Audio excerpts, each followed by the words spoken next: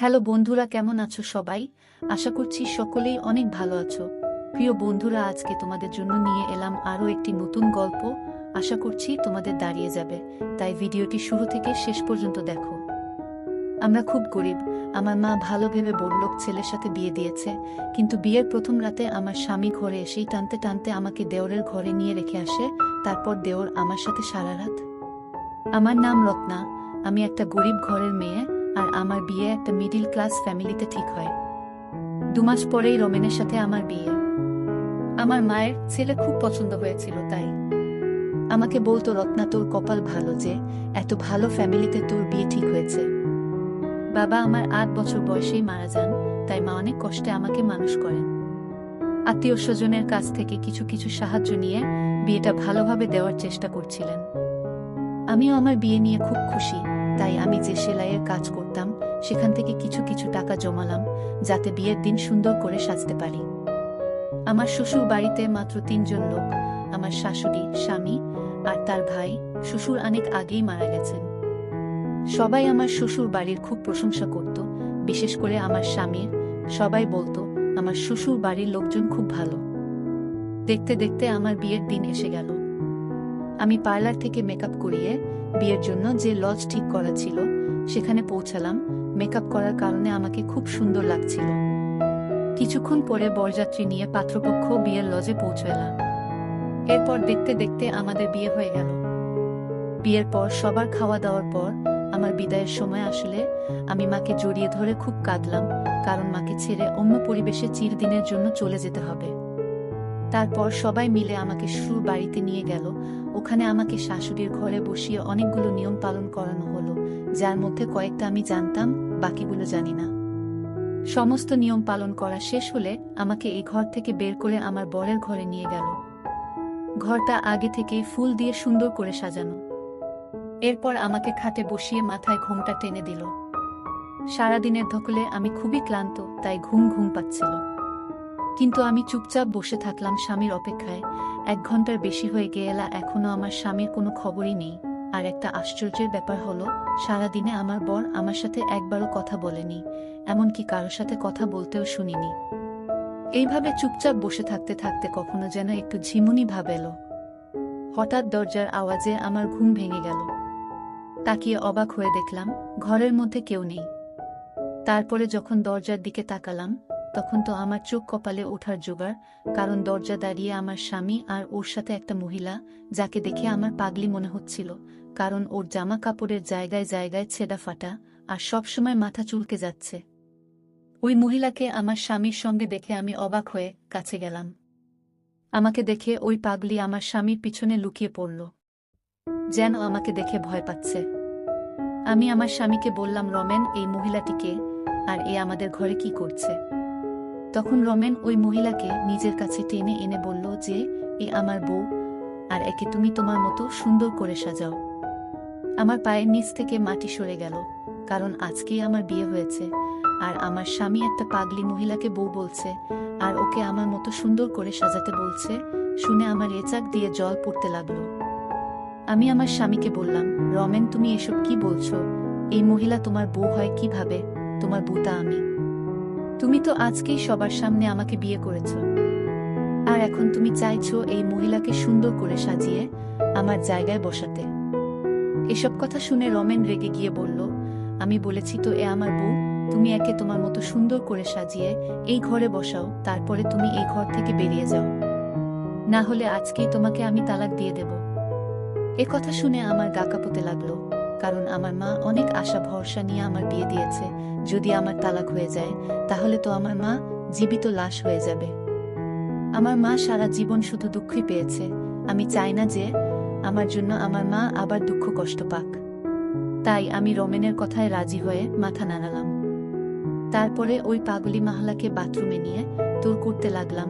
তাকে আমার বেনারসিটা পরালাম, যেটা আমার বিয়েতে শ্বশুরবাড়ি থেকে আমাকে উপহার হিসেবে দিয়েছিল। আর আমি ওই পাগলির ছেঁড়া কাপড়টা পরলাম, আর মনে মনে কাঁদছিলাম। তারপর ওই পাগলি মহিলাকে ড্রেসিং টেবিলের সামনে এনে সুন্দর করে মেকআপ করে আমার যত গয়নাকাটি ছিল সব পরালাম। যাকে এতক্ষণ বিচ্ছিরি লাগছিল, তাকে এখন সুন্দর দেখাচ্ছে। ওই পাগলি জুয়েলারি পরে খুব এক্সাইটেড হয়ে গেল আর আয়নায় বারবার নিজেকে দেখে তালি বাজাচ্ছিল। ওই পাগলিকে রেডি করার পর আমি আমার স্বামীর দিকে ইশারা করলে আমার স্বামী উঠে ওই পাগলির কাছে এসে ভালো করে দেখতে লাগলো। তারপরে আমাকে ঘর থেকে বেরিয়ে যাওয়ার ইশারা করল। আমি কাঁদতে কাঁদতে বাইরে বেরিয়ে আসলাম। আমাকে দেখে কে বলবে যে কিছুক্ষণ আগেই আমার বিয়ে হয়েছে? আমাকে দেখে যে কেউ পাগলি বলবে। এই বাড়িতে নতুন, তাই বুঝতে পারছিলাম না এত রাতে কোথায় যাব। কোনো উপায় না পেয়ে দরজার সামনে বসে পড়লাম, কারণ অন্য কোনো ঘরে যদি আমি যেতাম তাহলে আমাকে সবাই বলতো বিয়ের প্রথম রাতেই বর একে ঘর থেকে বের করে দিয়েছে। তাই নিজের অসম্মানের আর তালাকের ভয়ে আমি চুপচাপ আমার স্বামীর দরজার সামনে বসে রইলাম। দুঃখে আমার ঘুমও আসছিল না, তাই চুপচাপ বসে রইলাম। কিছু সময় পরে বারান্দায় কারো আওয়াজ পেয়ে তাকিয়ে দেখি আমার দেওর। ও আমাকে ওখানে দেখে চমকে ওঠে। তারপরে আমার হাত ধরে টানতে টানতে নিয়ে গেল। মুখ ঢাকা ছিল বলে ও হয়তো আমাকে চিনতে পারেনি, আর আমিও কিছু বলতে পারছি না, কারণ এতে আমারই অসম্মান হবে। কারণ আমি সেই মেয়ে যাকে বিয়ের প্রথম রাতেই তার স্বামী ঘরের বাইরে বের করে দিয়েছে। ও হয়তো আমাকে ওই পাগলি ভেবেছিল, তাই টানতে টানতে আমাকে স্টোর রুমে নিয়ে একটা দড়ি দিয়ে বেঁধে ফেলে। তারপর আমি অবাক হয়ে দেখলাম যে সে আমার জন্য বাসির রুটি, তরকারি আর কিছু ওষুধ নিয়ে আসলো, যেটা হয়তো ওই পাগলির জন্য। কিন্তু আমি ওই ওষুধ কিছুতেই খেতে পারবো না, কারণ আমি তো পাগলি না।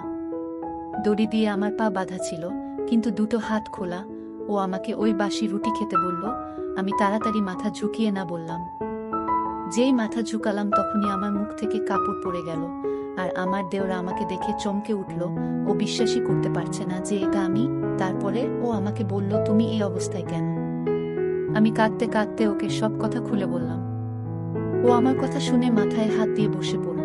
তারপরে বলল, তোমার উচিত হয়নি দাদার কথা শুনে ওই পাগলিকে নিজের জায়গায় বসানো আর ঘর থেকে বেরানো। এ কথা শুনে আমি বললাম যে তোমার দাদা আমাকে তালাক দেওয়ার আর এই বাড়ি থেকে বের করে দেওয়ার ভয় দেখাচ্ছিল। আর আমার তালাকের কথা শুনলে আমার মা জীবিত লাশে পরিণত হবে। তারপর আমার দেওর আমার পা থেকে দড়ি খুলে আমাকে ওর পিছন পিছন আসতে বলল।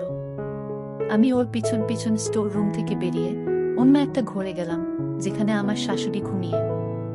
আমার দেওর শাশুড়িকে ঘুম থেকে উঠিয়ে সমস্ত কথা বলল, যেটা শুনে আমার শাশুড়ির দীর্ঘ নিঃশ্বাস ফেলল। আমি বুঝতে পারছিলাম কিছু একটা তো আছে, যেটা এরা আমার থেকে লুকাচ্ছে। তাই আমি আমার শাশুড়িকে সরাসরি জিজ্ঞেস করলাম, ওই মহিলাটি কে, যার জন্য আমাকে আমার ঘর থেকে বের হয়ে আসতে হয়েছে? তখন আমার শাশুড়ি দেওরকে বাইরে যেতে ইশারা করল। দেওর বাইরে বেরিয়ে গেলে শাশুড়ি আমাকে ওনার পাশে বসিয়ে বললেন যে ও হলো আমার বান্ধবীর মেয়ে। ওর ছোটবেলাতেই ওর বাবা মা মারা যায়, তাই আমি ওকে এ বাড়িতে এনে নিজের মেয়ের মতো মানুষ করি। ওরা তিনজনে একসাথেই বড় হয়। রমেনের সাথে ওর বন্ধুত্ব খুব ভালো ছিল। আমার শাশুড়ি আরও বললেন, ওই পাগলি মেয়েটার নাম অনন্যা। ও বড় হলে আমার শাশুড়ি ওকে বিয়ে দেওয়ার জন্য পাত্র দেখতে শুরু করলে অনন্যা বলে যে ও কাউকে ভালোবাসে আর তাকেই বিয়ে করতে চায়। এটাতে আমার শাশুড়ি খুশি হয়ে ওই ছেলের সাথেই অনন্যার বিয়ে ঠিক করেন। কিন্তু এই খবর যখন রমেন শুনল তখন ও চিৎকার চেঁচামেচি জুড়ে দিল, কারণ ও অনন্যাকে ভালোবাসে আর বলে বিয়ে যদি করতে হয় তাহলে অনন্যাকেই করবে। একথা শুনে আমার শাশুড়িও মনে মনে খুশি হয়েছিল, কারণ উনিও অনন্যাকে খুব পছন্দ করতেন। কিন্তু যখন অনন্যা শুনল যে রমেন ওকে ভালোবাসে এবং বিয়ে করতে চায়, তখন অনন্যা সরাসরি না বলে দেয়। এটা শুনে রমেনের মন ভেঙে যায়, তাই ও ব্যবসার কাজে বাইরে চলে যায়। অনন্যার একটা শুনে আমার শাশুড়ির খারাপ লাগলেও তিনি অনন্যার বিয়ে ধুমধাম করেই দেন। রমেন এতটাই দুঃখ পেয়েছিল যে ও অনন্যার বিয়েতেও আসেনি। অনন্যা বিয়ের মাত্র 2 মাস পরেই ফিরে আসে, কারণ ওখানে থেকে ও কেমন পাগল হয়ে যাচ্ছিল। আর ওর স্বামী ওর সমস্ত গয়নাগাটি টাকা পয়সা নিয়ে পালিয়ে যায়। তারপরে আর তাকে খুঁজে পাওয়া যায়নি। পরে খোঁজ খবর নিয়ে জানা যায় অনন্যার সঙ্গে ছেলেটির অনলাইনে পরিচয়, তার মানে ছেলেটি একটা ফ্রড, যে টাকা পয়সার লোভের ফ্রড বিয়ে করেছিল। অনন্যা তখন প্রেগন্যান্ট। এ কথা শুনে দুঃখে অনন্যা পাগলের মতো আচরণ করতে শুরু করে। তারপরে যখন ওর বাচ্চা নষ্ট হয়ে যায় তখন অনন্যা পুরোপুরি পাগল হয়ে যায়। এই খবর যখন রমেন শোনে ও তাড়াতাড়ি বাড়ি ফিরে অনন্যার খেয়াল রাখতে শুরু করে। ও অনন্যাকে ভালো ডাক্তার দেখায়, কিন্তু ডাক্তার বলেছিল হয়তো অনন্যা পুরোপুরি ঠিক হবে না, একটা মাত্র সম্ভাবনা আছে, ওর সাথে যা যা হয়েছে তাই যদি আবার রিপিট করা হয় তাহলে হয়তো ও ঠিক হতে পারে। এ কথা শুনে রমেন ওকে বিয়ে করার জন্য ব্যস্ত হয়ে পড়ে। তখন আমার শাশুড়ি ওকে নিজের দিব্যি দিয়ে কোনরকমে আটকে রাখে। এইভাবে 1 বছর কেটে গেল, কিন্তু অন্যার কোনো উন্নতি দেখা গেল না। তাই আমার শাশুড়ি রমেনকে বোঝাতে লাগলো, অনন্যা যখন 1 বছর ও ঠিক হয়নি, তাহলে কি এমন গ্যারান্টি আছে যে ও বিয়ের পরে ঠিক হয়ে যাবে? আন্না খুব বেশি পাগলামি করত, আর ওর ধারে কাছে কেউ ঘেঁষতে পারত না।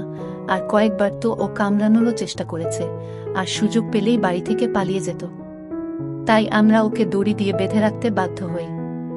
রমেনের এত চেষ্টার 1 বছর পরেও অনন্যা যখন ঠিক হলো না, তখন বাড়ির সবাই রমেনকে বুঝিয়ে শুনিয়ে বিয়ে দিল। কারণ সবাই ভেবেছিল যে রমেন বিয়ে করলে হয়তো ওর মন থেকে অনন্যার প্রভাব কমে যাবে।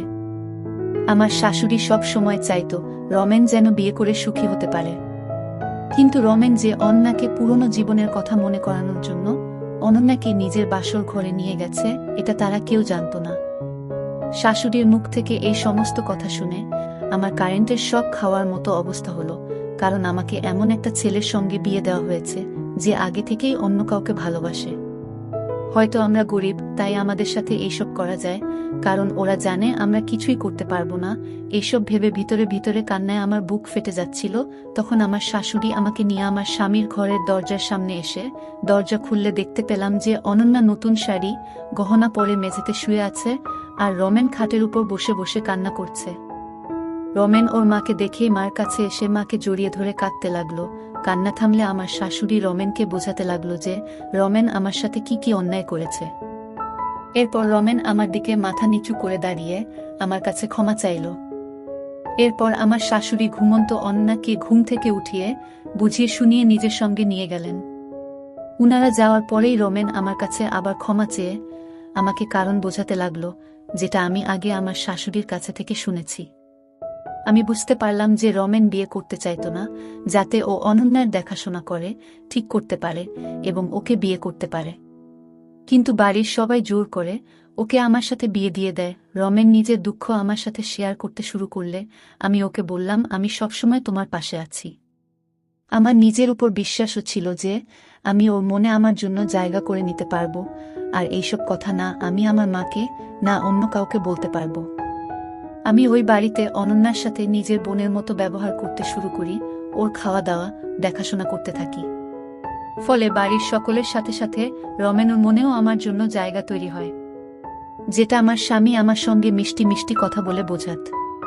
কিন্তু অনন্যার অবস্থা কোনো উন্নতি হয়নি। ওর ওষুধ চেঞ্জ করেও দেখা হয়েছে, কিন্তু কোনো ফল পাওয়া যায়নি। কিন্তু তবুও রমেন চাইতো অনন্যা যেন ভালো হয়। তাই আমি দিনরাত পরিশ্রম করতাম, ওকে নিয়ে ডাক্তারের কাছে চেক আপ করাতে যেতাম। কিন্তু অনন্যার অবস্থার কোনো উন্নতি হয়নি। ধীরে ধীরে অনন্যার অবস্থা খারাপ হতে থাকে, ও এখন সারাদিন বিছানাতেই শুয়ে থাকে। তাই আমি রমেনকে গিয়ে বললাম ওকে শহরের সবচেয়ে ভোলা ডাক্তারকে দিয়ে চেক আপ করাতে।